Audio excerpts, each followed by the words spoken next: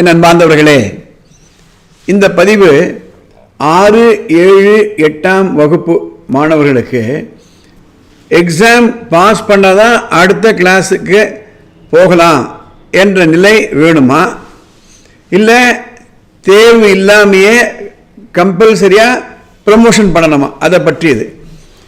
இந்த பதிவை முழுமையாக கேளுங்க, அதுக்கப்புறம் நீங்களே முடிவு எடுத்துக்கோங்க. இந்த நோ டிடென்ஷன் பாலிசி என்பது அந்த கல்வி உரிமை சட்டம் சொல்லுவாங்க, ரைட் டு எஜுகேஷன் ஆக்ட் 2009 வந்ததுங்க. அதில் ஒரு கிளாஸ் மாணவர்களை டீடைன் பண்ணக்கூடாது, எக்ஸாமில் பாஸ் பண்ணாலும் பாஸ் பண்ணாட்டாலும் அடுத்த கிளாஸுக்கு எடுத்துகிட்டு போகணும் என்ற ஒரு செக்ஷன் இருக்குது. அந்த செக்ஷனை 2019 ஜனவரின்னு நினைக்கிறேன், பாராளுமன்றம் அந்த செக்ஷனை டெலீட் பண்ணாங்க, அமெண்ட் பண்ணாங்க. எதனால் அப்படின்னா, அந்த எக்ஸாமினேஷன் இல்லை என்றாலே எதுக்காக ஒரு கம்பல்சரி எஜுகேஷன் வேணும்னு சட்டம் கொண்டு வந்தாங்களோ அதுவே நிறைவேறாமல் போயிடுது என்று பல கல்வியாளர்கள், ஆசிரியர்கள், கல்வியாளர்கள், பெற்றோர்கள் எல்லோருமே சொன்னாங்க. அதனால் அந்த நோ டிடென்ஷன் பாலிசி இருக்கக்கூடாது என்பதற்காக இந்த அமெண்ட்மெண்ட் பண்ணாங்க. ஆனால் அதே சமயத்தில் ஒரு central advisory board of education, அதுக்கு என்பது CABE என்ற ஒரு அமைப்பு, அந்த அமைப்பு என்ன சொல்லிச்சு, நாங்கள் இந்த நோ டிடென்ஷன் பாலிசியை நாங்கள் டெலீட் பண்ணிட்டோம், ஆனால் மாநில அரசுகள் அவங்க ஸ்டேட்டில் அங்கே இருக்கக்கூடிய சூழ்நிலையை பொறுத்து அவங்க நோ டிடென்ஷன் பாலிசி வச்சுக்குவானா அவங்க முடிவு பண்ணிட்டோம்னு சொல்லிட்டாங்க. இப்போ CBSE பொறுத்தவரையில் அல்லது டெல்லி பொறுத்தவரையில் டிபார்ட்மெண்ட் ஆஃப் எஜுகேஷன் என்ன ஒரு அறிக்கையை வெளியிட்டிருக்காங்க, சர்க்கிளில் விட்டுருக்காங்க 2014 மார்ச்சில் என்றால் 5ஆம் கிளாஸு 7ஆம் கிளாஸு இந்த 2 வகுப்புகளுக்கும் மிட் டேர்ம் எக்ஸாமில் குறைஞ்சபட்சம் 25%, ஃபைனல் டெர்மினல் எக்ஸாமில் குறைஞ்சபட்சம் 33% இருந்தால் தான் 8ஆம் வகுப்புக்கும் இல்லது அடுத்த வகுப்புக்கும், அதாவது 5ஆம் கிளாஸு 7ஆம் கிளாஸு, 5ஆம் கிளாஸ்லையும் 7ஆம் கிளாஸ்லையும் மிட் டேர்ம் டெஸ்ட்டில் 25%, ஃபைனல் எக்ஸாமில் 33% இருந்தால் தான் 5லேருந்து 6க்கு போகலாம், 7லேருந்து 8க்கு போகலாம். ஆனால் அந்த மார்க் வாங்கலைன்னா ரீ எக்ஸாம் வைக்கணும். அந்த ரீ எக்ஸாம் வச்சா அதில் 25% வாங்கினாதான் 5லேருந்து 6க்கு போகலாம், 7லேருந்து 8க்கு போகலாம்.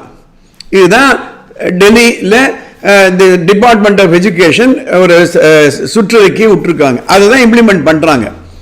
தமிழ்நாட்டை பொறுத்த வரையில் என்ன ஒரு பாலிசி ஃபார்ம் பண்ணுறாங்கன்னா, 6, 7, 8 இந்த 3 வகுப்புகளுக்கும் கட்டாய தேர்ச்சி, தட் இஸ் கம்பல்சரி ப்ரமோஷன் அப்படின்றாங்க.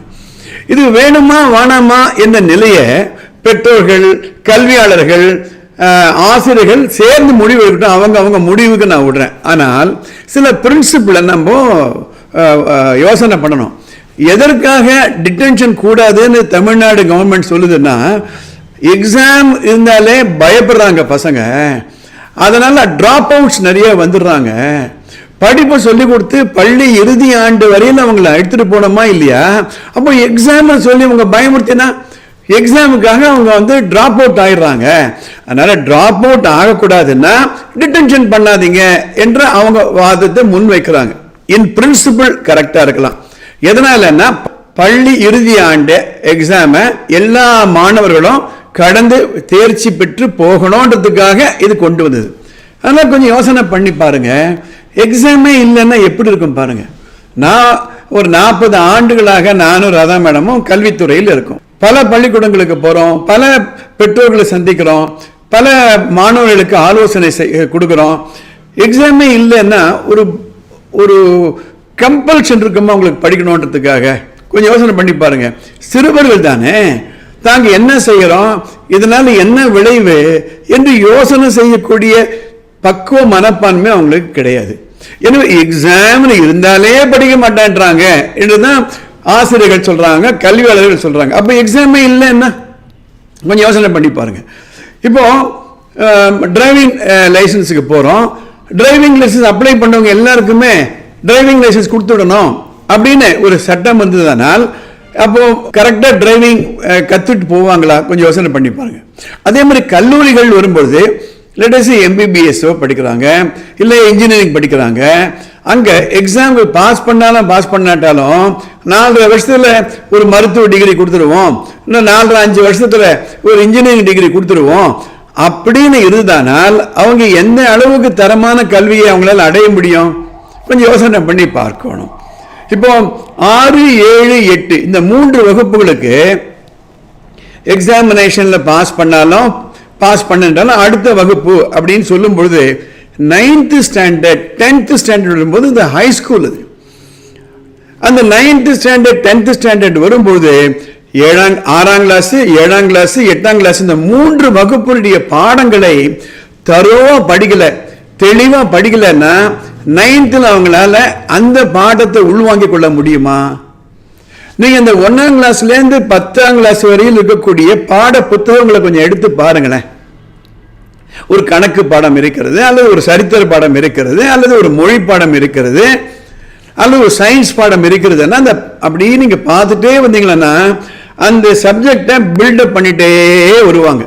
கணக்கு பாடத்தில் 1ஆம் கிளாஸ்ல என்ன சொல்லிக் கொடுக்குறாங்க பாருங்க.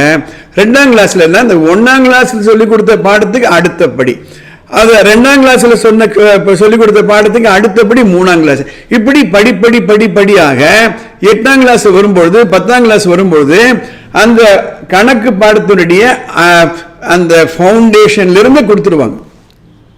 அப்போ 6, 7, 8 கணக்கு பாடத்துல படிச்சாலும் படிக்காட்டாலும் பாஸ்னா 100 மாணவர்கள் எத்தனை மாணவர்கள் அக்கறையோடு படிப்பாங்க? கொஞ்சம் யோசனை பண்ணி பாருங்க. சரி, ஆசிரியர்களை வச்சுப்போமே. எக்ஸாமினேஷன்ல பாஸ் பண்ணாதான் அடுத்த வகுப்புன்னு வரும்பொழுது அந்த ஆசிரியர்களும் கொஞ்சம் அக்கறையா சொல்லிக் கொடுப்பாங்களா இல்லையா? ஃபெயிலியரே இருக்கக்கூடாது அப்படின்னா ஆசிரியர்கள் அந்த பாடத்தை சொல்லிக் கொடுப்பதற்கு ஒரு ஒரு கம்பல்ஷன் கிடைக்குமா? கொஞ்சம் யோசனை பண்ணணும். சரி, நம்ம வீட்டை எடுத்து பார்ப்போம். வீட்டில் எக்ஸாமினேஷன் அனௌன்ஸ் பண்ணப்போ தான் பசங்க படிக்க ஆரம்பிப்பாங்க. அதுதான் எங்களுடைய அனுபவம் கூட சொல்லுது. உங்களுடைய அனுபவமும் அப்படிதான் இருக்கும். அப்படி எக்ஸாம் அனௌன்ஸ் பண்ணதுக்கு அப்புறம் தான் புக்கை கையில் எடுக்கிறாங்கன்னா எக்ஸாமே இல்லைன்னா சரி எக்ஸாம் வைக்கிறோம்பா, அது ஒரு பேருக்கு ஒரு எக்ஸாமை வச்சுக்கிறோம், ஆனால் நீ பாஸ் அப்படின்னா அந்த மாணவர்கள் படிப்பார்களா என்ற ஒரு கேள்விக்குறி நமக்கு வருது. ஸோ இது கொஞ்சம் யோசனை பண்ணணும். ஆனால் அதே சமயத்தில் டிடென்ஷன் இருக்கணும்னு நான் சொல்ல வரல, டிடென்ஷன் இருக்கக்கூடாது. ஆனால் அது எப்படி இம்ப்ளிமெண்ட் பண்ணணும் அப்படின்னா ஆசிரியர்கள், மாணவர்கள், பெற்றோர்கள் இவங்க 3 பேரும் சேர்ந்து ஆசிரியர்களை பொறுத்தவரையில் எப்படி சொல்லிக் கொடுத்தா அவங்க பாஸ் பண்ணுவாங்க என்ற கருத்தை மனதில் வைத்துக்கொண்டு, பெற்றோர்களை பொறுத்தவரையில் எப்படி ஒழுக்கமாக குழந்தைகளை வளர்த்தால் வகுப்புல போய் கவனமாக அவங்க கேட்பாங்க, அப்படி வளர்த்து ரெடி டு லேர்ன் சில்ட்ரனாக பள்ளிக்கூடத்துக்கு அனுப்பணும்.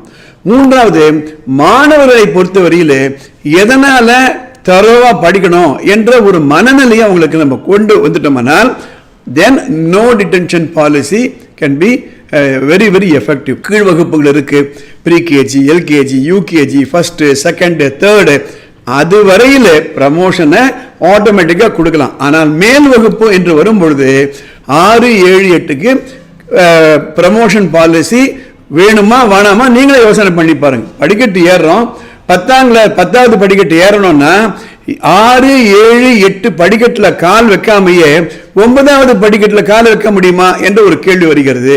எனவே இந்த சர்ச்சைக்கு உங்க முன்னாடி நான் வைக்கிறேன். 6, 7, 8க்கு கம்பல்சரி ப்ரமோஷன் வேணுமா வேணாமா என்பதை பத்தி நீங்களே முடிவெடுங்க.